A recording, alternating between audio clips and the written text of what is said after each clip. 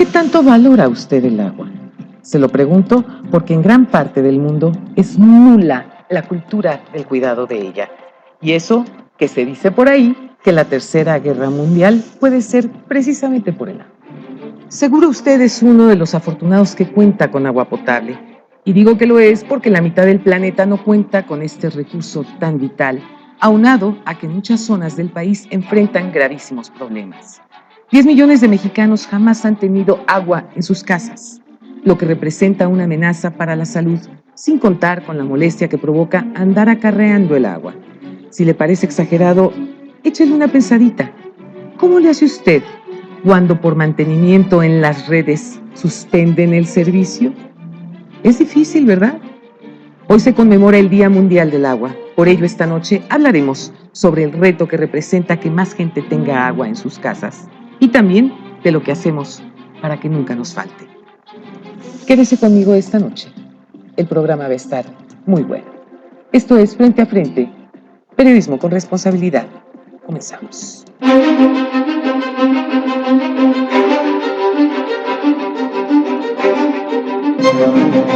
Y me da muchísimo gusto recibir esta noche en el programa a la diputada Lourdes Adriana López Moreno. Ella es del Partido Verde Ecologista y es la presidenta de la Comisión de Medio Ambiente y Recursos Naturales de la Cámara de Diputados. Lourdes, gracias por estar conmigo. Al contrario, muchas gracias por la invitación y el interés en el tema. Muchísimas gracias, y está también acompañándonos esta noche el ingeniero Roberto Olivares. Él es el director general de la Asociación Nacional de Empresas de Agua y Saneamiento de México, ANEAS de México. Gracias, en verdad, ingeniero, por acompañarnos. Vaya gracias, tema el que vamos a tratar hoy. Qué tristeza que en nuestro país o en el mundo tengamos que estar celebrando un día, ¿no?, del año, temas que deberían de estar presentes todos los días. Yo creo que, por desgracia, y las cosas hay que llamarlas por su nombre, durante mucho tiempo nos quitaron a los mexicanos una materia que es fundamental, el civismo. A mí me tocó estudiar civismo, pero ya a mis hijos ya no les tocó estudiar civismo. Esto fue, por supuesto, en el sexenio de Ernesto Zedillo Ponce de León. ¿Y qué daño hizo eso al país? Porque una de las cosas importantísimas que nos enseñan en civismo es cuidar los recursos naturales, es saber ser un ciudadano digno, un ciudadano que respeta su entorno, un ciudadano que no llega a tratar de reventar todo lo que forma parte de nuestro día a día. Y entre ello, algo fundamental, sin lugar a dudas, es el agua. Y digo yo que es terrible porque la campaña que se tendría que hacer para concientizar a los ciudadanos a que no desperdicien el agua, pues sería larga y costosa. Yo todavía tengo muy fresco en la memoria aquel niño gordito que salía, ¿no?, y decía, ciérrale, y hacía esta seña, ¿no?, para cerrar la llave. Pero fuera de esa, yo no recuerdo otra, diputada.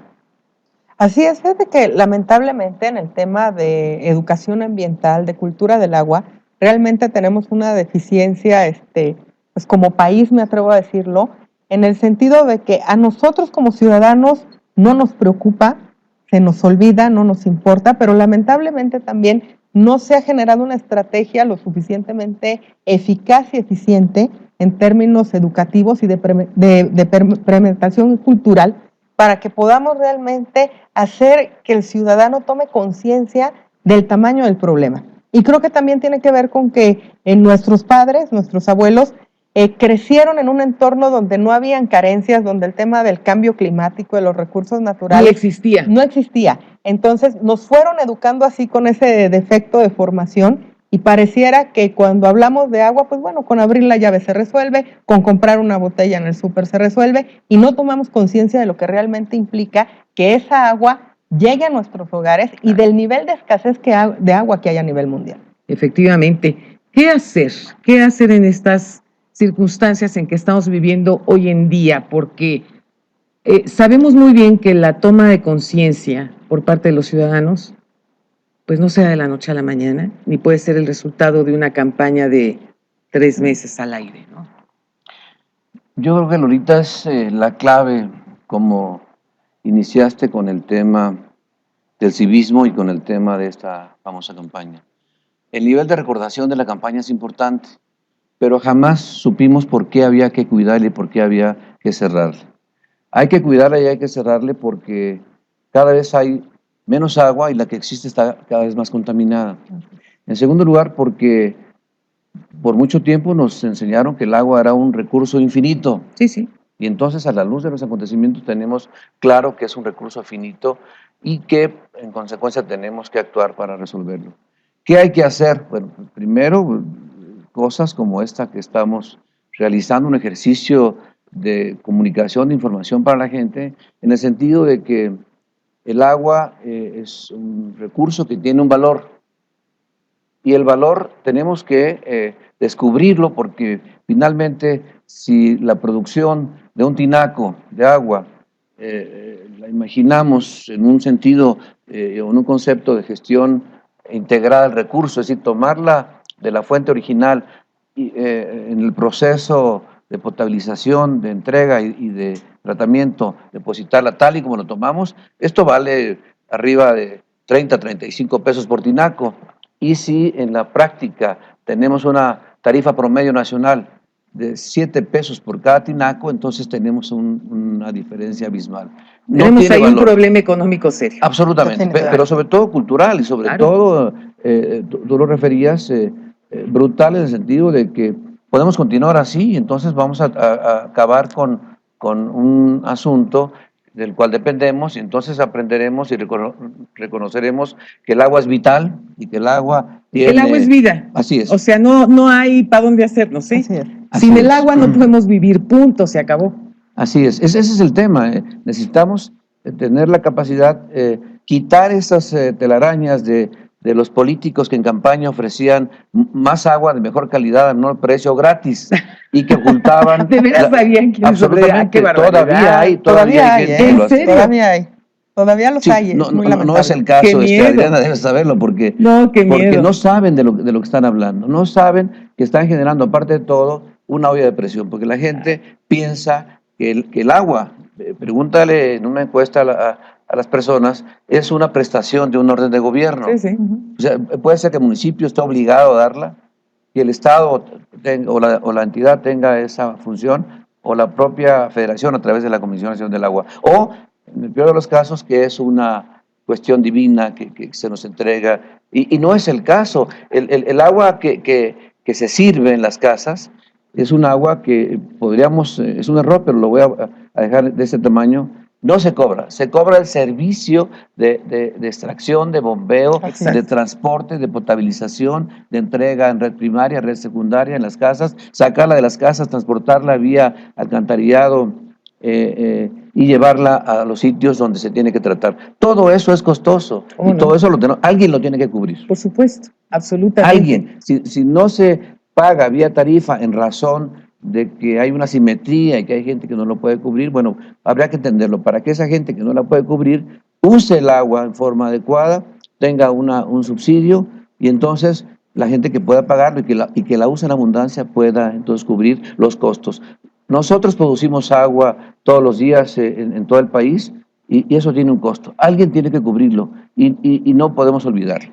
Uno de los puntos que es importantísimo en este tema, por supuesto, es la posibilidad de que esos 10 millones de personas de los que hablábamos al inicio del programa puedan tener acceso a tener agua en su casa. Claro.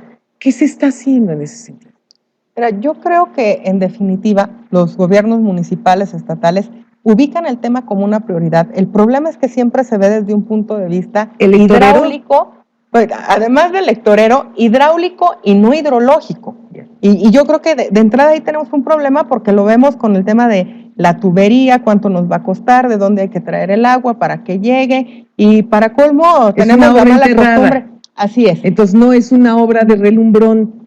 Entonces, no me reditúa electoralmente. Sí. ¡Qué barbaridad! Pero además de eso, fíjate que hemos perdido de vista el tema de invertir no solo en infraestructura gris, que es pensar en colocar tubos para que el agua llegue, sino también en infraestructura verde, que es algo que se está dando cada vez más a nivel mundial que en México ya hay dos ejemplos, uno en Chiapas, que es mi estado, y otro en Monterrey, que son los fondos de agua, e implica invertir en el servicio ambiental, implica invertir en conservar la cuenca, implica invertir en realmente donde se produce el agua, no en el mecanismo para llevar el agua de un lugar a otro, porque al final de cuentas lo que necesitamos es mantener las zonas de recarga de los mantos acuíferos con buena calidad de bosques para que realmente cuando llueva puedan retener el agua. Exacto. O sea, esa parte del ciclo del agua la hemos olvidado por verlo hidráulico y de entrada ya hay un problema. Y si a eso le sumas la mala planeación que existe en el desarrollo municipal, en el desarrollo estatal,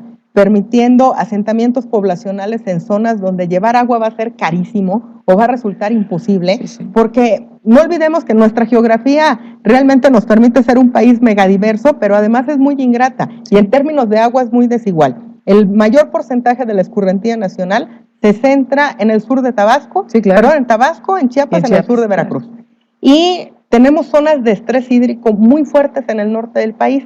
Entonces ahí la naturaleza nos hace que en términos de agua ya tengamos un ejercicio de desigualdad. Sin duda. Y ese ejercicio de desigualdad implica costos y únicamente los vamos a lograr abatir a partir de un adecuado ejercicio de planeación y de recordar que no es solamente invertir, insisto, en infraestructura gris, sino también invertir en infraestructura verde y en recuperar esos ciclos del agua para que podamos llegar a tratar de satisfacer la demanda que existe. Bueno, lo importante en el caso concretísimo de Chiapas es que tienen un gobernador que es precisamente originario del verde ecologista, que entiende muy bien el tema. Valdría la pena que cuando tengan su CONAGO, pues le diera algunos consejitos a algunos gobernadores del resto de los estados para que ya en verdad se pongan las pilas y realmente le den la importancia que esto tiene y deje de ser el tema del agua un tema verdaderamente electorero para un beneficio de tipo personal. Necesitamos realmente servidores públicos comprometidos con la ciudadanía, comprometidos con la naturaleza, vivimos de la naturaleza. O sea, no es posible que sigamos maltratándola como lo hemos hecho hasta ahora. Urge civismo, urge respeto, urge que en un momento dado todas y todos que me están viendo en este momento tomemos conciencia y nos demos cuenta que tenemos un enorme tesoro que no los vamos a acabar.